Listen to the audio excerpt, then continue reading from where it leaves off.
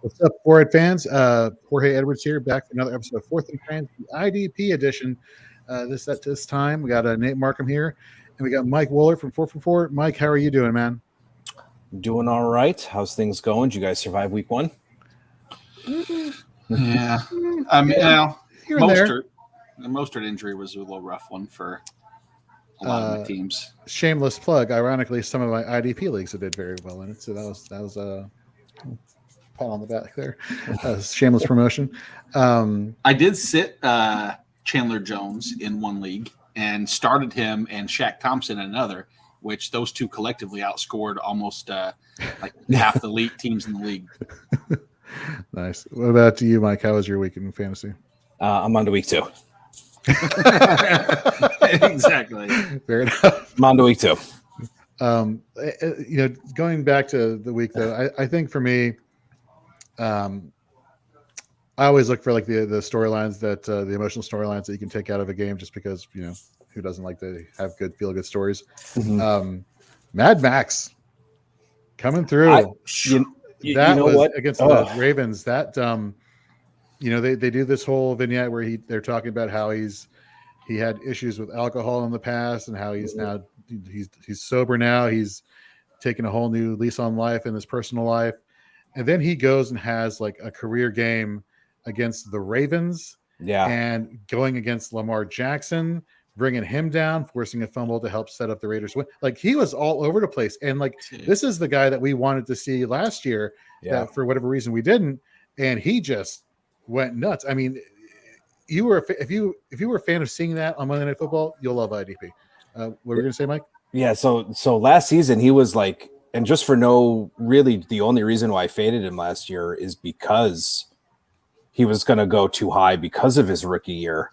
I know he suffered a shoulder issue. He was dealing with some injuries throughout the whole year, but I wrote him back up as a potential bounce back breakout this year. One of the things that I read about, not only, is he healthy, but a little nugget that I read is he worked really, really close with DeMarcus Ware and Von Miller to improve his move sets. And it looks like that is going to pay off, because I think PFF credited him with 13 pressures off 37 pass rush snaps, and I think like a 50% pass rush win rate. And for those that don't know, that just in case, a win rate is basically you're beating your blocker with less than 2.5 seconds. And I had him, I think, within my top 30 defensive linemen, but I was not expecting a game like that. I mean, that's a good offensive line. And like you said, Lamar Jackson is, he's just so slippery, and he's just so quick. Mm-hmm. Yeah, I read the very similar thing that Von Miller actually said Max Crosby was the highlight of their entire camp. Yep. They hosted that pass rush camp. And I remember seeing it. I'm thinking, okay, Von Miller has no reason to do coach speak or build up this kid, and especially a division rival. Absolutely. and so it's really nice to see that little nugget that you saw and that I had seen, and it come full circle. And he looked ready to go. Like, he looked like he was ready to go. That play when he got the edge, and then he got doubled and kicked back, and then he came through up along the left guard center to play. That's just, you can't teach that type of motor, that type of energy, and that's the stuff that goes unnoticed, unfortunately. Well, for him it went noticed because, we're an IDP podcast, and we love watching that aspect of it. Yeah, that was a fantastic performance. Chandler Jones, 5 sacks against, it's not surprising. But it is surprising that I thought Tennessee's offensive line was a lot better at pass pro than what we saw on Sunday. But that was obviously good to see. This Cardinals defense as a whole, I think, is going to surprise a lot of people. I thought in the preseason, this team is going to get better on defense, much better on defense than it is on offense, just because the ceiling for offense is kind of like capped at a certain point. But there's always room for improvement on this defensive side of the ball. And wow, they I mean, from an IDP perspective, for points and stats wise, like they take your pick. Simmons had a great game. Chandler Jones, Buda Baker, you name it. And I think except for Zaven Collins. I thought he got kidding. What I thought he got graded as he played decently well, but just didn't do well for fantasy. I could be 22 snaps. 22 snaps. Yeah, wow. Like 30% of the snaps, whatever, right? After being the first team defensive play caller throughout the entire preseason, a complete 180. I don't know if it was. Well, I never saw anything about an injury, but I don't know if maybe it was now that it was the regular season. He had some issues with getting people where they needed to be if he had the issue, but I didn't notice anything even during the preseason. So it had to be that last week of practice where they didn't have the game. Something stood out. I went on a show talking about, and I was asked, hey, rookie IDP guy to watch. And I was like, man, Zaven Collins has the opportunity to play, almost every snap in way around. I had him as my LB7 this week. So it shows you. Yeah, I'm thinking, all right, Derrick Henry should get all of the snaps. He'll probably be involved with, out of the backfield with anything out of the backfield tight ends, however they're going to do. And LB7, 22 snaps. I must have missed this. Did they bring in Hicks in to be the Hicks starter? played. Yeah, Hicks pretty much took over after, I think, 3 or 4 snaps. He played like practically the entire game. Wow. Okay. Well, at least Isaiah Simmons did something. Yeah. I was confused not to switch to a different team, but maybe if you saw more, what happened with, on a completely different scenario, tangent. Sorry, this is how I go. Cameron Curl was missing on so many snaps too. And these are players that I never heard it even rumblings that they're not going to be involved with a heavy, at least 75% of the snaps. And he plays very similar to Zaven Collins in terms of total. Yep. Well, I think Bobby McCain, who you're talking about there for Washington, he kind of took the job the last week of the season or the training camp of the preseason, whatever, from Cameron Curl, which is amazing because I think he's like a journeyman player. If memory serves me correctly, I could be completely wrong. But Cameron Curl was the star of stars off the waiver wire last year. It's kind of amazing that just, it's not a thing. Speaking of things that are not a thing, let's talk about things that are a thing. Going over the fantasy relevant injury news coming out of week 1. I'll kick us off here. Jeff Okudah, cornerback for the Detroit Lions, I think torn Achilles out for the season. Did you all see that video of his coach like reaming him out on the sideline? No? Yes? No, I heard about it, but yeah, it was getting to the point where uncomfortable watching it. Like the coach was like ripping into him really, and I'm thinking to myself, this guy just tore his Achilles. Like back the F off. Like come on, man. But apparently it was all, they didn't have any problems. Anyhow, what does that mean? Sure. It basically means it means a player that I'll be talking about a little bit later is going to get a lot more work that I was really excited about coming into this season by the name of Tracy Walker at free safety. I just think that's the only IDP option in that Lions secondary that you can actually rely upon going forward. So especially with him being more in coverage, which I'll get into Tracy Walker a little bit later in terms of prime matchups. But Mike, who do you got for us on the injury front? Yannick Ngakoue. I think hamstring injury. They wasn't too bad, but could miss a couple of weeks. So that is going to be, I think, that could have some negative impact on Max Crosby because they could roll some extra attention, tackle wise, guard wise, maybe a tight end to get him in pass protection. So, but Carl Nassib should be able to step up. I think he's going to see some extra snaps. I know he finished with a 26% pressure rate Monday, and he also had about a 33% pass rush win rate against Baltimore as well. So I think you're going to see a little bit more Nassib. And You're going to see the fourth overall pick from a few years ago, probably Clelin Ferrell, finally maybe get a few snaps. I don't know. He's not someone I'm going to depend on. I'm not going to, unless you're in a 16-team AFC West All IDP league, then he's probably your guy. But other than that, I don't think you need to really rush out to grab Clelin Ferrell. I mean, when you're a healthy scratch, I mean, that just I think that tells you all you need to know. But yeah, so Yannick Ngakoue out, I think a couple weeks. So hopefully Nassib is probably the guy you'll want to target as maybe a third or fourth defensive lineman if you were an Ngakoue owner. Are you saying that the Raiders botched a first round draft pick? I didn't write this down. That never happens. Yeah, I know. Probably it is first time ever. September 15th. You know. Exactly. Nice. Jamarcus Russell says hello, by the way, as well does Alex Leatherwood, Darius Hayward, Darius Hayward. Yeah, the list can go on. Nate, who do you got for us on the injury front? Dre Greenlaw has been sitting out of practice now, groin injury. He hasn't been ruled out as he sits amongst the group of. I think there's more players on San Francisco actually not practicing than practicing right now, between Jason Verrett, who's out, Eric Armstead, who's banged up and probably not going to play. At least that was what he's the only person mentioned that's not going to play between him and Dre Greenlaw. What does that mean? Who's next man up? Honestly, I mean, I don't want to make a recommendation for. I mean, I guess it means Fred Warner can have an even increased role. I don't know how that's possible on there. I mean, but Azeez Al-Shaair he saw the majority of the snaps as far as the increase. But yeah, I mean, it's a tough loss for the defense as a whole. I'm happy from the Eagles' offensive prowess going into this game with them banged up. It was, I as somebody who had Greenlaw and saw him return that interception for a touchdown, I was super happy, really happy about his upside coming in the season this year. Hopefully, it's just a practice thing and he's able to come back. I wouldn't play him with a groin injury though. You think? Those can be tough. Those and hammies can just totally pop up on you. Yeah, lateral movement like that is just quick and easy. But do what you want. I'm not going to stop you. What was great to see was Nick Bosa coming back, and he having, from a fantasy perspective, a decent week. Got 7 tackles, 2 hits on the quarterback, a sack.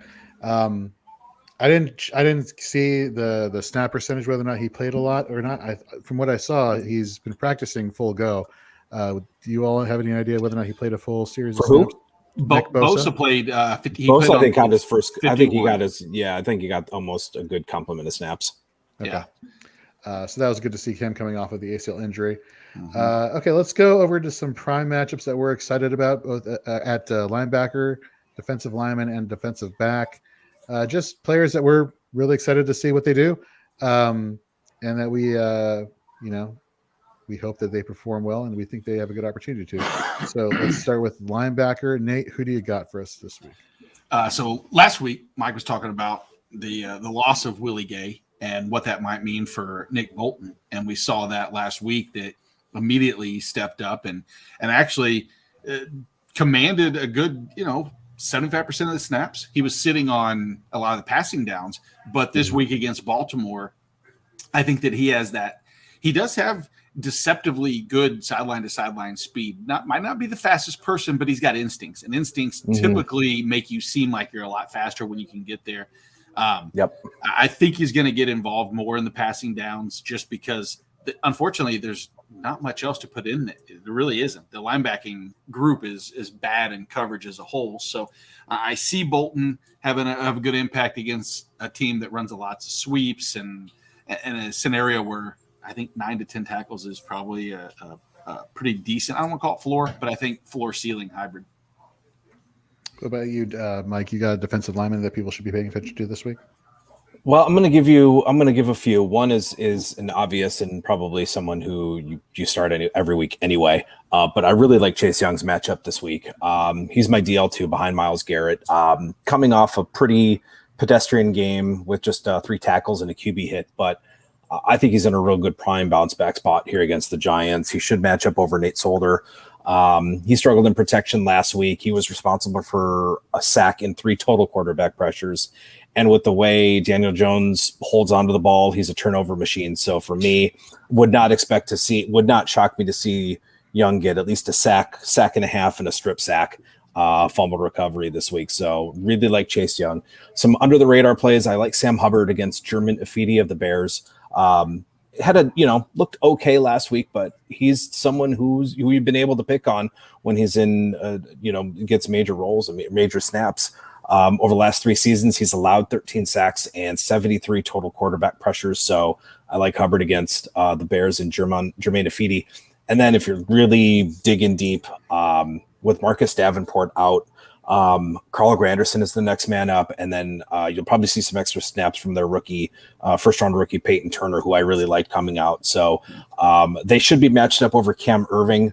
I think he gave up about a 20% pass rush win rate last week, so he had some issues in pass protection last week. So those are a couple of guys I like at defensive line.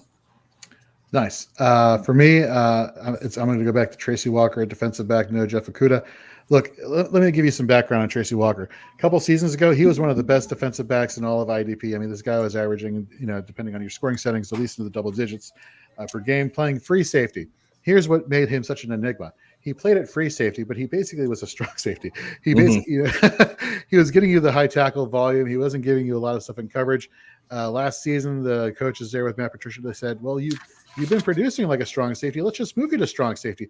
And for whatever reason, things didn't click. He was dealing with a foot injury also last year that hampered him.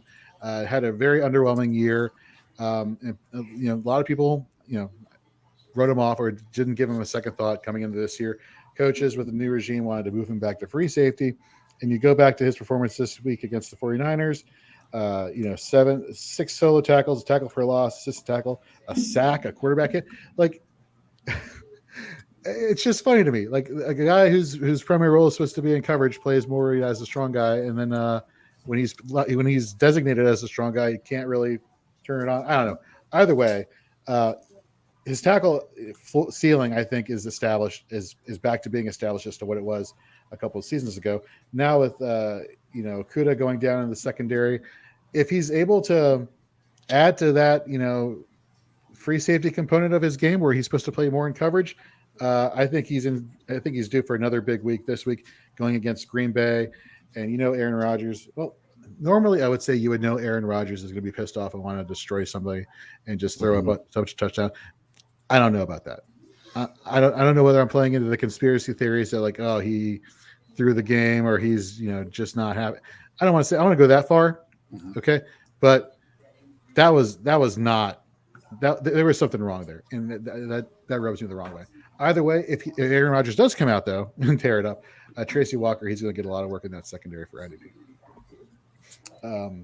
All right, before we go to our IDP Oklahoma drill, which we just came up with the name for, thanks to Mike, let's just do a little plug here for Dynasty Pandemic. We talked about it in the Fourth and Frames episode earlier. Clay, great guy, launched the dynastypandemic.com at the Fantasy Football Expo in Canton earlier in August. It's a great place to go, especially for Dynasty builders, for fans, for content creators. You jump into the website and they have this thing called a chatter feed. You just literally jump in and start answering questions or asking questions. It's very interactive between the analysts there and the fans. They're building a great community.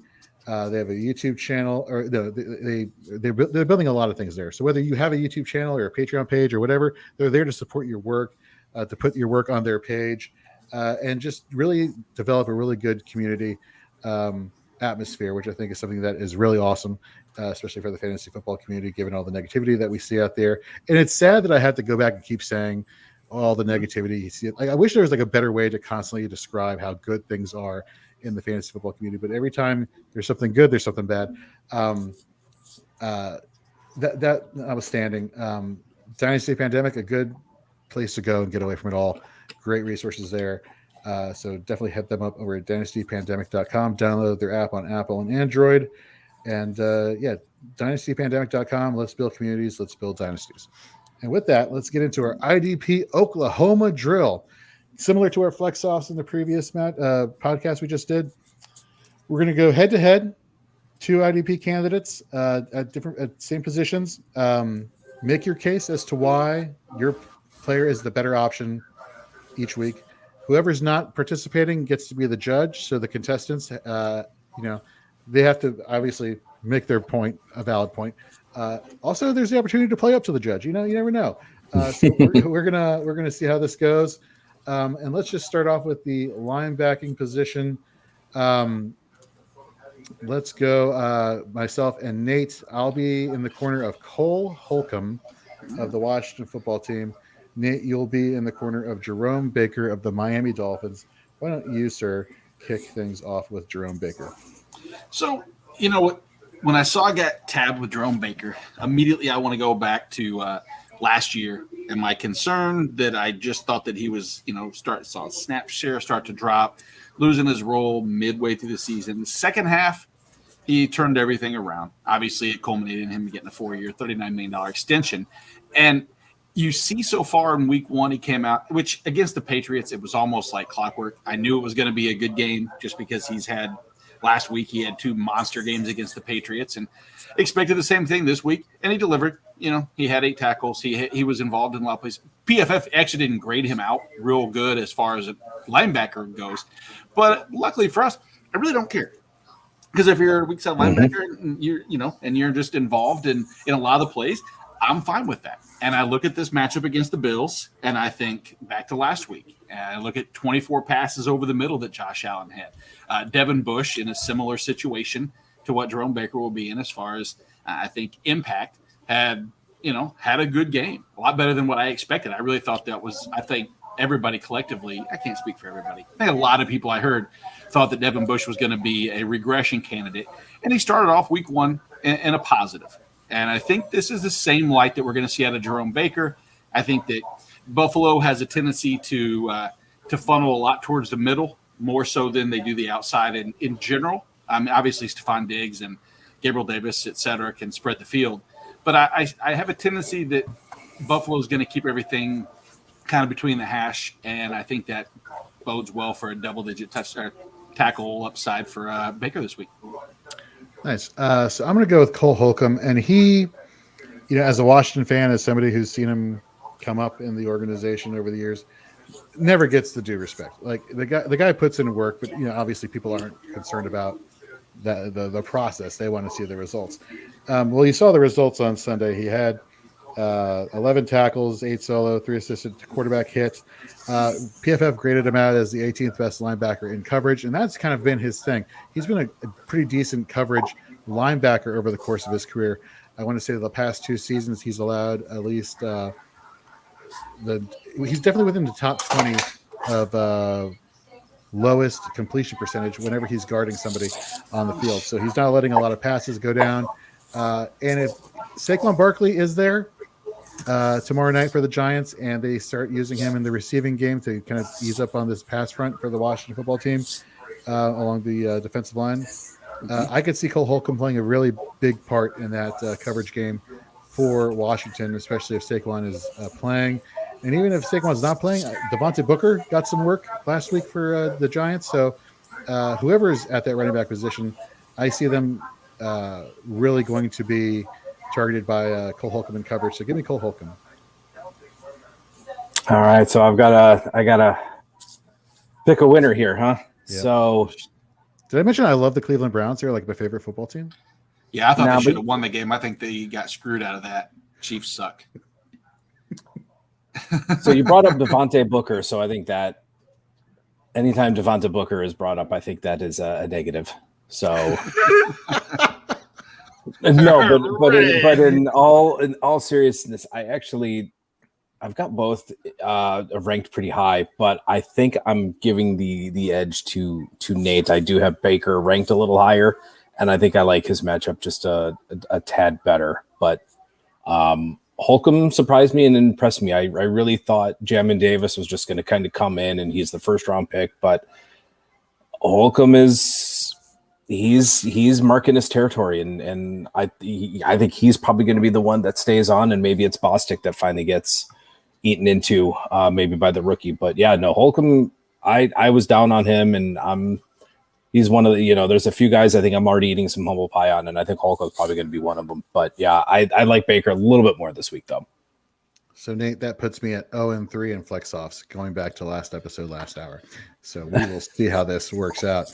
Let's go now to Nate versus Mike. Nate, you're going to be in the corner of Chris Jones. Now I think he's solidified his spot as defensive end versus switching over from defensive tackle after last week. And Mike, you're going to have JPP, Jason Pierre-Paul, in your corner. Let's start with Mike. Why is JPP somebody that people should be rostering for their DL edge rusher position? So for me, I really like the matchup for Jason Pierre-Paul this week. Last week was last week. I think he finished with 6 tackles. And I think with this Atlanta offensive unit, the offensive line, I think we saw really in one picture what this offensive line is going to do for Matt Ryan. I don't know if you saw the picture of him basically lying dead, face down, dead on the floor. Yeah. And Matt Ryan is not someone you're going to confuse with having any type of mobility or really any type of speed, he's definitely not going to be confused with Lamar Jackson. Let's just put it that way. Heck, he's probably not even going to be confused with Ryan Fitzpatrick at this point because even Ryan Fitzpatrick has a little bit more mobility than Matt Ryan at this point. So he did when Tampa, when Tampa ran sub packages, JPP does line up on the inside. When they do their base, he's more on the edge on the right side. So if Tampa Bay, hopefully they will see, okay, Jalen Mayfield and Matt Hennessy are not good offensive linemen. So I'm hoping Tampa Bay runs their nickel defense a little bit more. They kick Jason Pierre-Paul inside and take advantage of those matchups on Hennessy and Mayfield, because both of them combined to allow 3 sacks and 11 total quarterback pressures on Matt Ryan last week. So I think if they are able to run him inside, take advantage of those matchups, I think JPP has multi-sack upside this week. All right, Nate, Chris Jones, go. Alejandro Villanueva. Thank you. That's all. That's we get a little bit more content. I see where you're going with it. No, that's hopefully the impact. Now, don't get me wrong, but you'd be crazy to think Baltimore's not gonna load up a little bit extra on the side and try to stop what Max Crosby was able to do. And Chris Jones plays on both sides. Max was, primarily coming from that edge, from that side, from that left end. Jones can play on both sides. Like you said, he's primarily an edge rusher now. He played, I think, 2 snaps at defensive tackle total last week. He had 3 tackles and 2 sacks. So, I mean, again, if we're doing the kind of the he's not scenario, Baker Mayfield is not Lamar Jackson. Lamar Jackson is not Baker Mayfield. Now, Baker has plenty of athletic ability to get away, but it was not to the degree of Lamar. Now, that being said, sometimes Lamar can run himself into sacks. We saw it a few other times. Being said, a lot of it's going to come down to how Baltimore can game plan away from Chris Jones. And I think this could be one of those situations that they're going to try to do everything they can. And sometimes analysis or paralysis by analysis, they're going to try to work away too much that it's eventually going to force its hand back towards Chris Jones, because the better player always has a tendency to get the in at the end. And so I think that this game is it's gonna see a lot of Villanueva versus Chris Jones. So I'll start it. I'll start with Villanueva, I'll end with Villanueva, and I'll throw some filler in the middle there. And Jorge, did I say that you're? I don't know. You know what? I'm not sucking up. I was about to say I'm not. Yeah, what are you reaching for? What are you getting at? Nope. Look. After watching Monday night, the Raiders, which I never thought I'd say these words would come out of my mouth, they made Lamar Jackson look human. And I wonder whether or not Kansas City can apply enough pressure to do the exact same thing that Vegas did. I'm not so sure, even though Chris Jones is, look how viable he was for fantasy from a defensive tackle position. Now you move him to the edge, like the sky's the limit for this guy. That being said, did you see the picture of Matt Ryan laying face down on the ground going against this Eagles team? I got to give this to Mike. I think Jason Pierre-Paul is going to have a field day. The Eagles, okay? The Eagles went to town. Brandon Graham, I don't know if you saw the hit that Brandon Graham laid on Matt Ryan. Like it was violent. He literally walked through the offensive line and just pummeled him to the ground, and nobody's stopping him, and nobody's going and helping Matt Ryan get off the ground. I mean, if that's the level of dysfunction we're seeing already from the Atlanta Falcons, I'm scared to death for Matt Ryan in this Falcons team. So give me Jason Pierre-Paul there for Mike. So Mike has one, Nate has one. I am 0 for 1. Let's go see if I can get even here. If I'm going to go 0 for 2 here. And I noticed in the show sheet that I wrote up so eloquently that I'm in the corner of Jordan Fuller. And Mike is in the corner of Devonta Smith. The only problem is Devonta Smith is a wide receiver for the Eagles, not a defensive player. You might as well chalk up the one. That's one for you because I got nothing else. Exactly. So I win by default. Jordan Fuller, Congratulations. Second-year safety, already a captain on the team for the Rams. Had a very solid production last week against the Bears. What did the Bears do? They ran the ball. They attempted to pass the ball with a little success, but they ran the ball. David Montgomery, I thought, did very well. If you read the four-eyed recap I did of the week last week, you'll see how high I am on David Montgomery. The point is, look, I think the Cowboys are going to have to emphasize Zeke in this running game.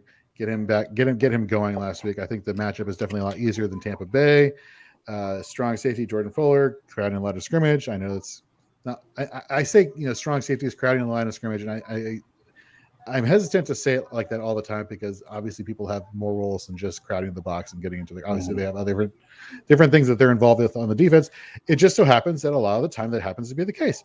So therefore, I see him having a good tackle floor this week going against Dallas.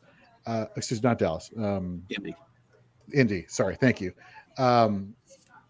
You look at what Seattle was able to do against Carson Wentz last week. Getting some pressure there. So give me Jordan Fuller this week. And Nate, do you have a defensive back that maybe you could throw in at the last second without any prep time at all?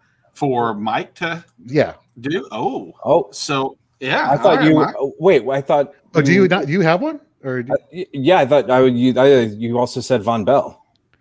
Oh, there in the notes. So see, I totally missed out on that. Okay, so go ahead, give your case for Von Bell. All right, so Von Bell is, I think, one of the more underrated IDPs. I think totally. I really like his tackle floor this week, much like Fuller's against the Bears, and I think he carries some big play upside. Over the last couple of seasons, he's produced 5 forced fumbles, 7 fumble recoveries. I think he's going to definitely be needed against David Montgomery, who does a really good job of shutting off first contact. And he's always around the line of scrimmage. He had a tackle for loss last week. 2 of his tackles resulted in the ball carrier being short of the first down, and his average tackle depth was about 1 yard. So nobody's really getting a whole lot of yards off of him. Also, I'm hoping he's being sent in on more pass rush snaps. He had 12 snaps on the edge last week. So I'm hoping maybe they send him in on a few of those pass rush snaps.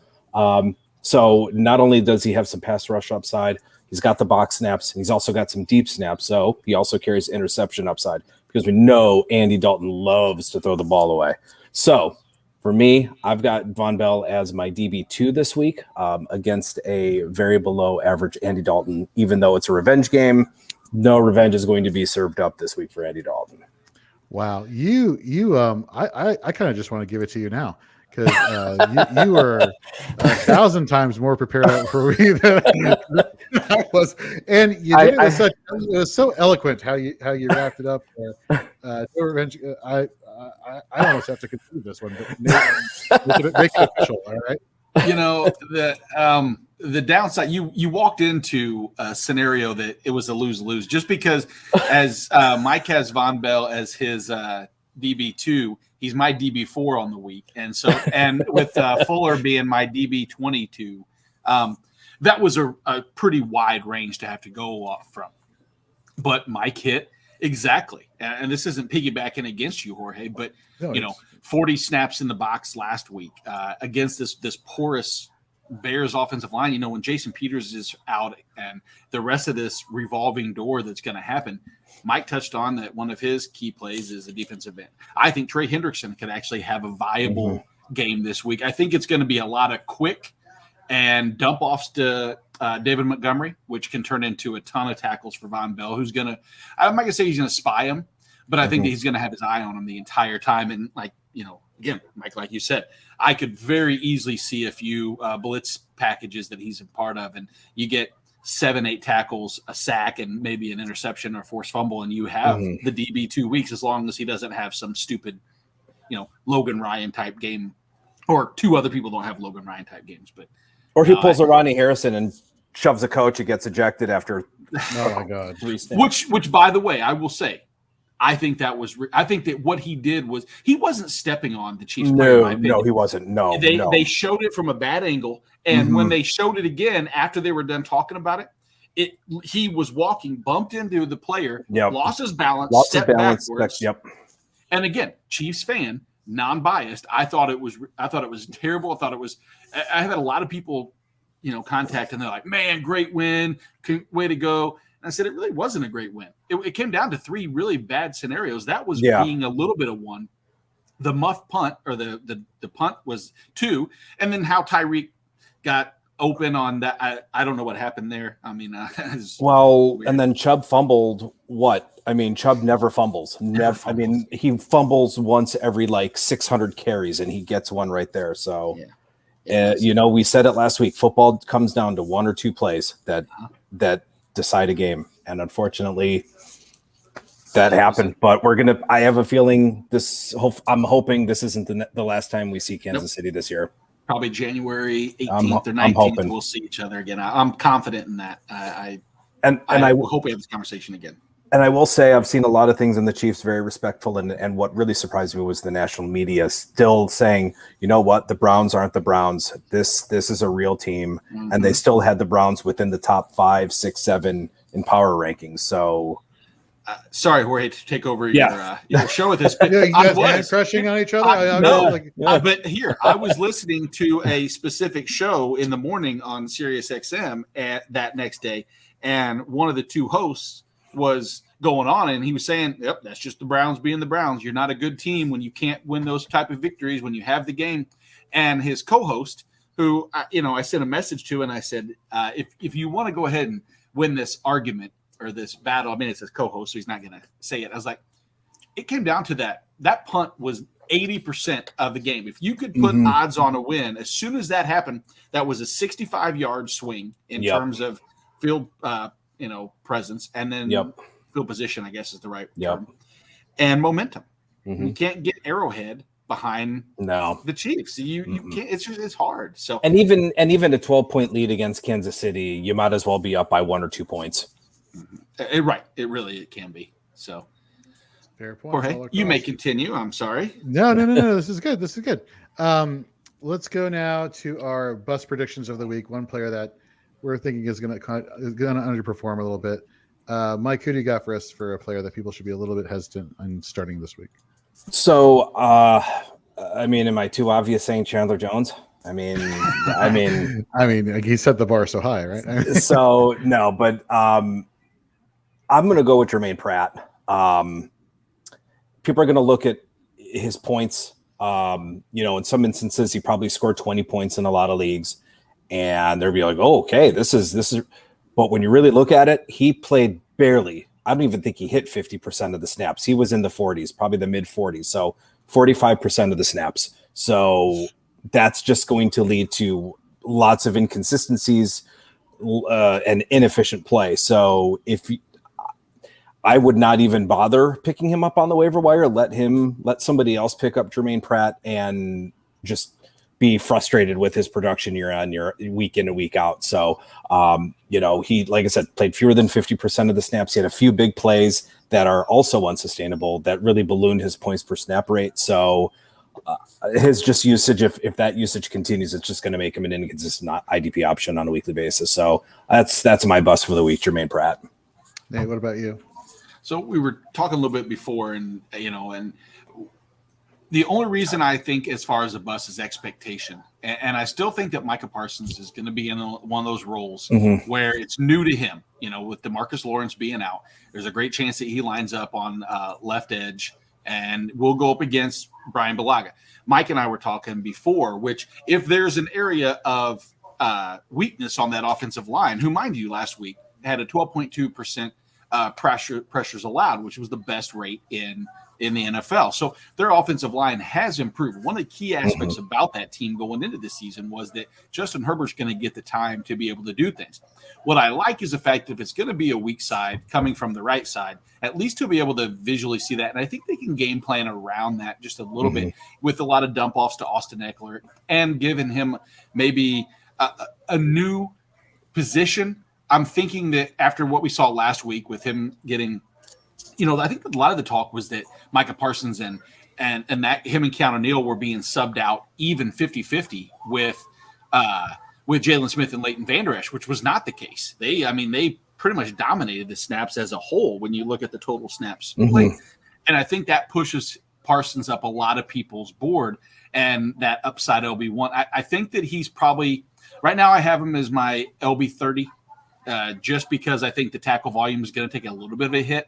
I'm not calling him a bust like I wouldn't play him, but I think that temper expectations. Yep. All right, I'm going to round this out. I'm going to go defensive back.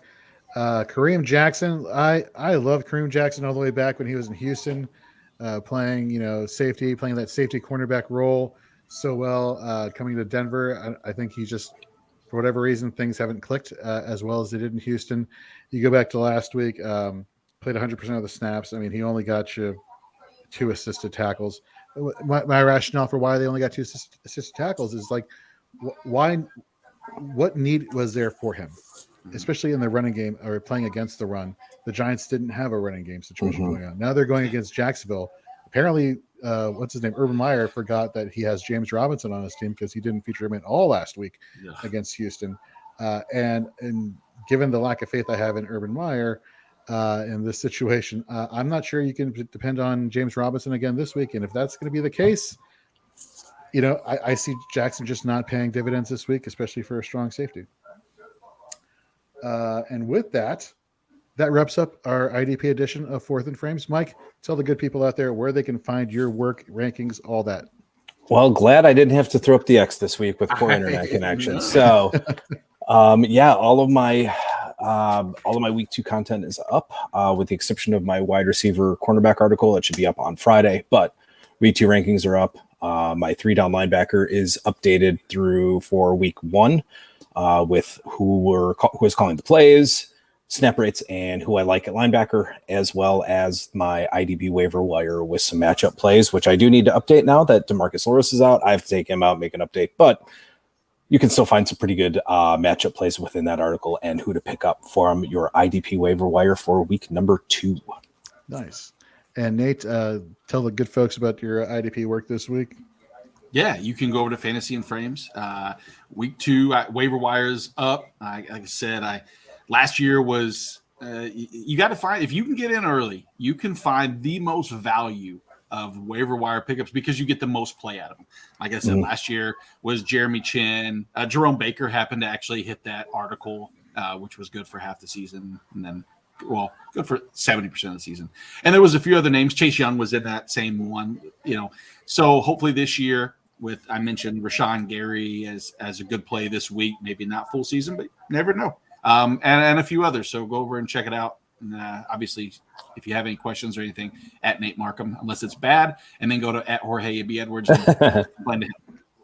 And I think I can speak for Jorge and Nate. If anybody in your league drops Bobby Wagner, yes, pick him up. Pick him up. If anybody drops any of the IDP studs because they only had 1 or 2 tackles, yes, those guys trump everybody that I list. Yes, same here. Very nice.